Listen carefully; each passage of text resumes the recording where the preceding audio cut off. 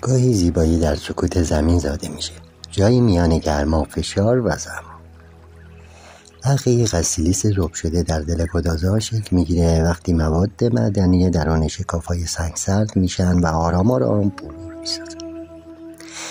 اما گاهی در دل این شفافیت لکه‌های سیاه یا شاخه‌های ظریف پدیدار میشن، رد پای منگنز، اکسید آهن یا حتی دانه‌های ریز پیری، کانیایی که مثل جوهر طبیعت طرحی از زندگی روی سنگ میکشن.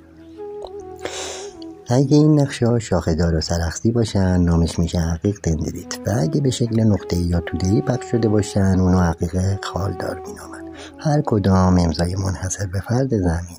در هر خال سیاه ترکیبی از علم و خیال نهفته است، داستانی از تعمق، فشار و شکیبایی میلیون‌ها ساله. عقیق دندریت و خالدار شاید فقط یک سنگ باشه، اما برای زمین یادگاری است از صبر و خلاقیت بی‌پایانش.